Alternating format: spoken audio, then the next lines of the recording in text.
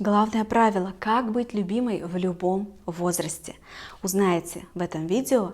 Прежде чем продолжим дальше, маленькая просьба. Пожалуйста, нажмите на колокольчик вверху и подпишитесь на канал. Давайте вместе донесем это видео до большого количества людей. Благодаря вашему такому простому действию видео может попасть в рекомендованное и избранное YouTube. Главное правило – как быть любимой в любом возрасте. Представим, что это как формула, которая состоит из двух частей. Первое – любить себя, и второе – быть сексуальной. Как это любить себя? Как верно себя любить? Наряжать себя, ухаживать за собой, холить, лелеять себя, тело, свое энергетическое состояние, свое психическое состояние, уделять себе внимание. Представьте, что вы растение, домашний цветочек, который нужно постоянно следить, чтобы оно было в нужном месте, чтобы света было достаточно или тени, поливать, прикармливать. Вот вы живой организм, который нужно постоянно холить, лелеять.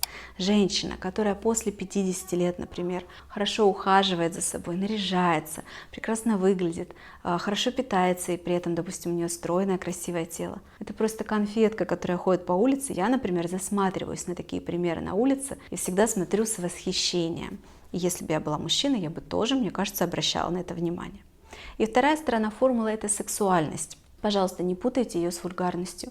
Я недавно, буквально вчера, увидела такое жуткое видео в интернете, где девушка продает курс по сексуальности, как она это называет. На самом деле она собирает девушек, которые приходят на курс в какой-то комнате, в какой-то студии, где они все в нижнем белье, в чулках. То есть это одежда прям стриптизерши, она тоже так одета, то есть там все попа видно, то есть это совсем развратно. И они там учатся, вот приватному танцу, в общем, они там танцуют, все. И выглядит это не сексуально.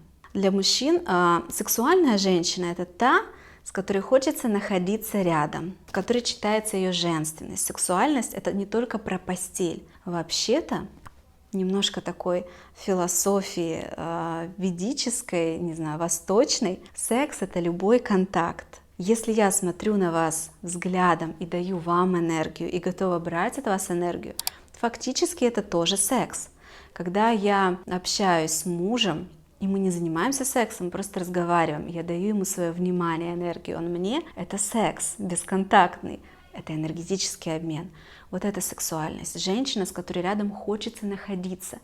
Женщина, которая только идет через секс, как в классическом этом понимании, то есть накрасила губы красным цветом, сделала какую-то прическу, кудри накрутила, красные ногти, платье с декольте, все обтянула и пошла, да, она привлекает к себе желание секса. Но, во-первых, не у всех мужчин, все мужчины абсолютно ее заметят. Часть мужчин ее просто заметит, но не захочет от этого. Часть мужчин захочет, но это в основном те мужчины, которые ищут женщин с аэродромов, куда можно просто приходить и встречаться без обязательств, которые просто бабники не пропускают каждую юбку, которые не отношений хотят, не близости душевной в том числе, не то чтобы влюбиться, а им просто нужен секс на один раз. Если понравится, мы будем заниматься с тобой регулярно, но это будет только секс. Сексуальность, истинная сексуальность, это немножечко другое. И вот я смотрела на эту картинку на просторах интернета, значит, там видео даже было, и смотрела,